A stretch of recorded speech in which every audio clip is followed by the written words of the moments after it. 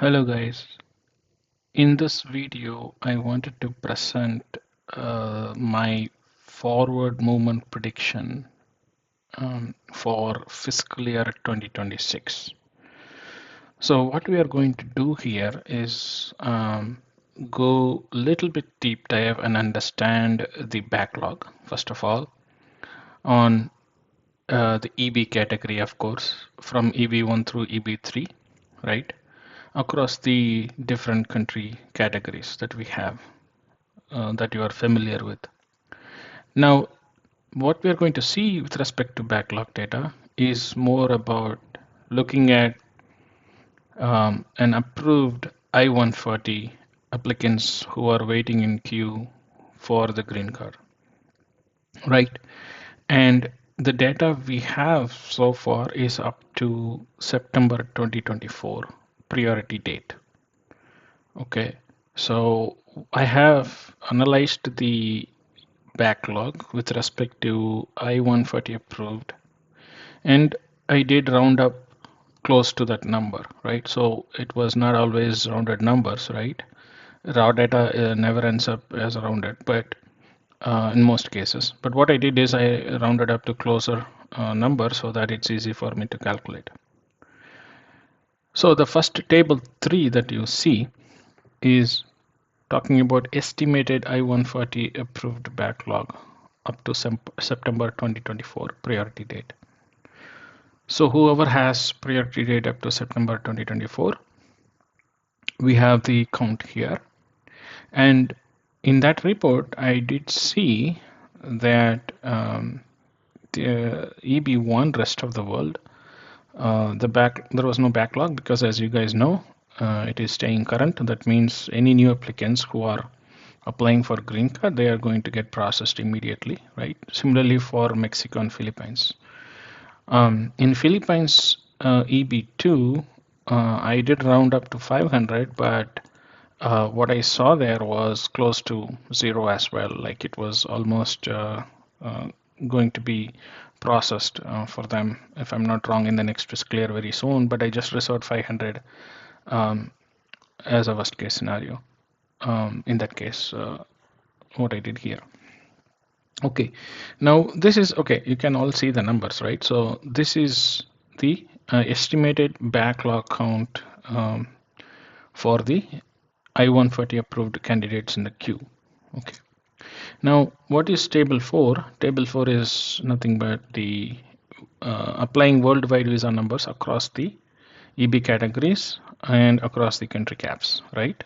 So this is a standard number. Whenever there is a new fiscal year starts, the ideal number that we get is 140K for EB employment-based visas, right? Green card count.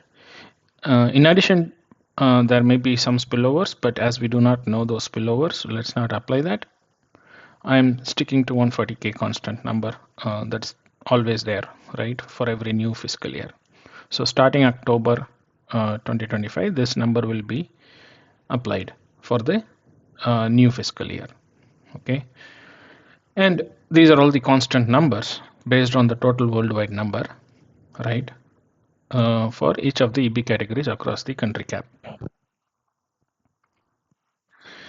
So being said that, what I simply did is to subtract the available numbers with the demand, right? The table 3 is a demand, table 4 is availability, visa available for a particular fiscal year, which is in this case fiscal year 2026 or fiscal year 26, right? Then estimated balance. So table 5 is nothing but the calculating the estimated balance, right? So if you look at the EB1, so far we are we are seeing that it's 0 because we are staying current for EB1 rest of the world, which is the available visa remains the same. Okay, but it doesn't mean that there will not be any number used. It means that it is staying current. Whatever the new application comes through, it gets processed. So what I can I also did here before that, I wanted to tell you that I did apply for my estimation, right, to calculate the forward movements. I did apply close to 10,000 numbers here, for just in case, like if there are new 10,000 applicants, let's say, come in the fiscal year 2026, they try to get the visa, they will occupy that place, right? That gets the priority. Um, so basically, I'm reserving some spots for this, and I'm also considering that up 10,000, like maybe shared with Mexico and Philippines together. I'm totally considering the 10K, but I'm applying it in rest of the world area. Let's put it that way. So I'm reserving whichever was not having the backlog. I'm reserving 10,000 for them total. Okay. Now, if you see, there are some negative numbers, which means that the demand is higher than available visa numbers, right?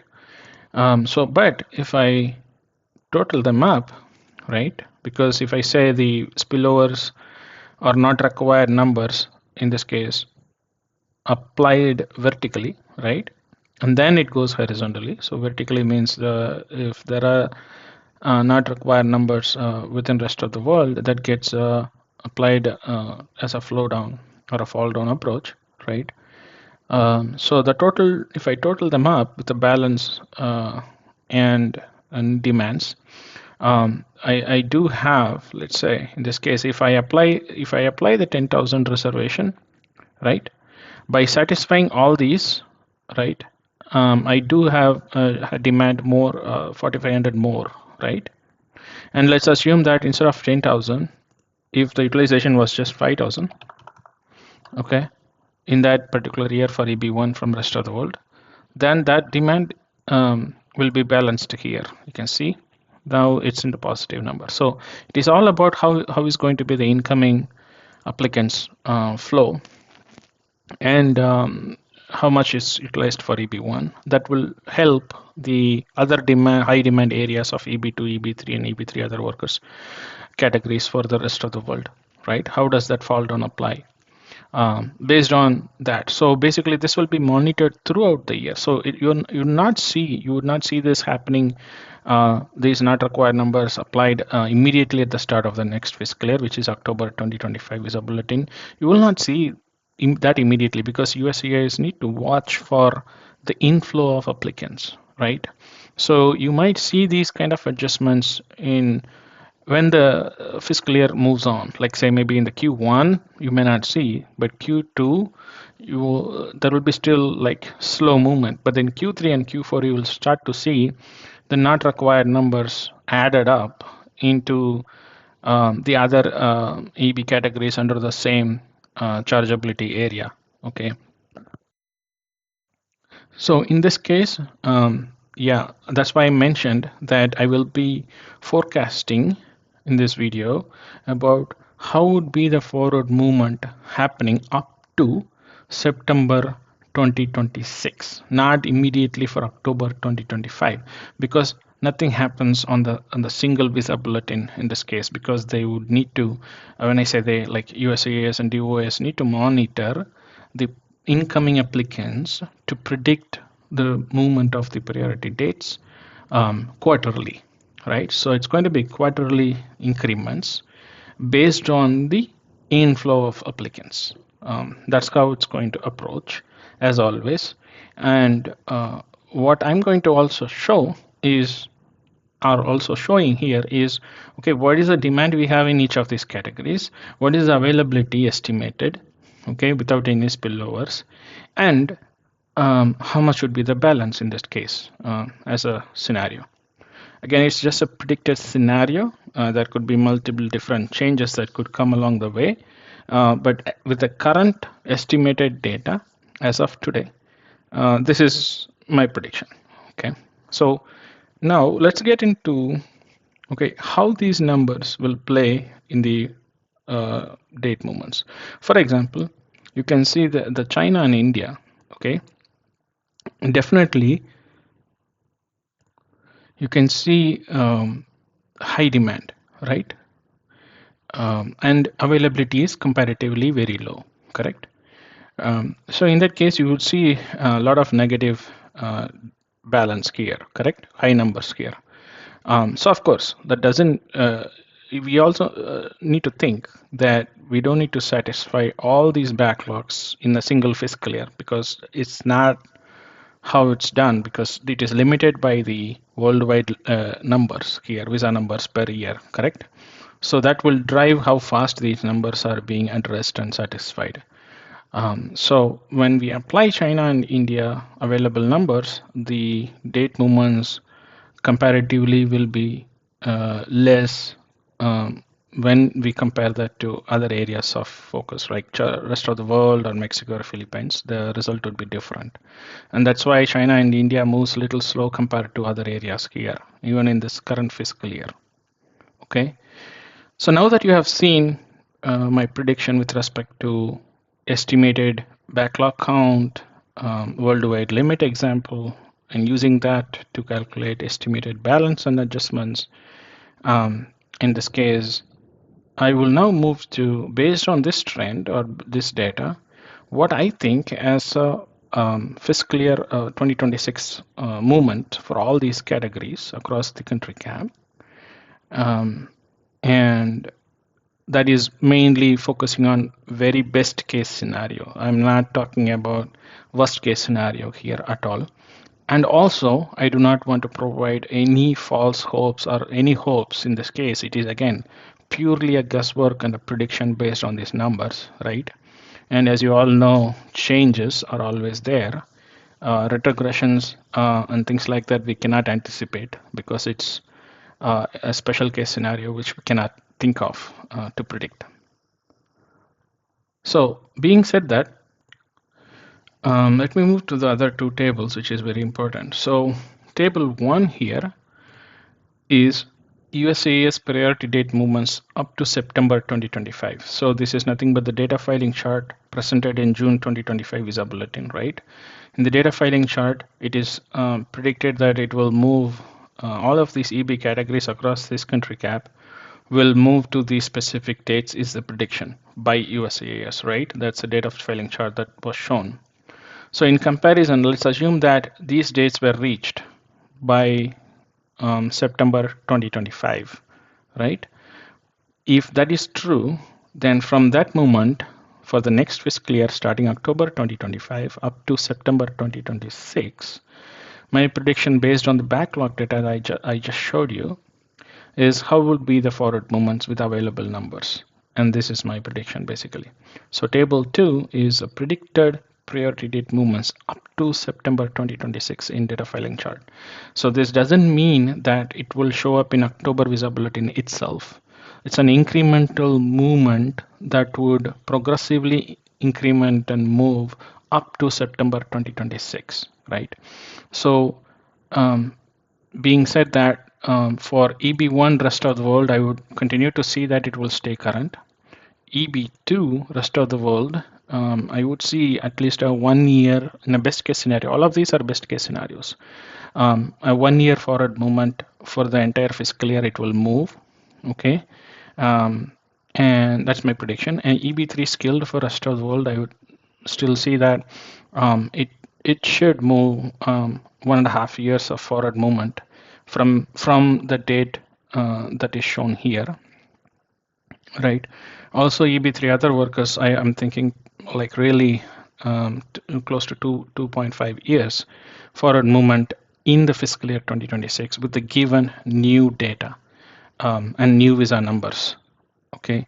And then going to China, EB1, I'm seeing that it move forward for 8 months for EB1 China in the year fiscal year 2026, overall fiscal year 2026, which is up to September 2026. And EB2 China, see a forward movement of 6 months based on the backlog data. And EB3 skilled China, looking at 3 months forward movement.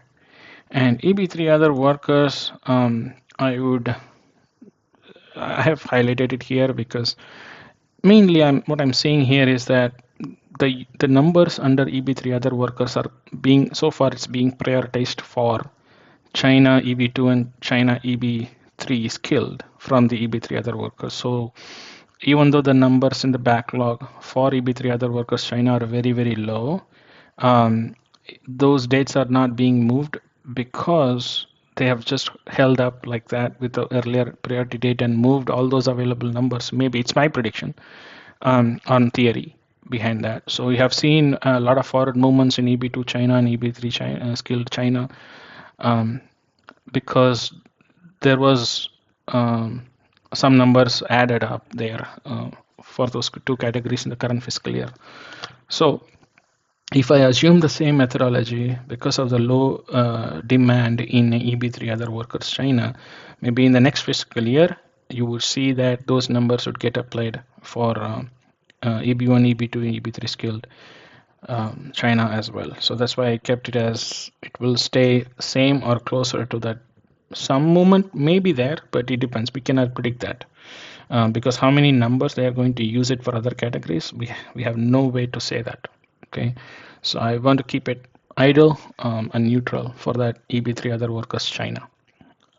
No comments on that beyond what I said.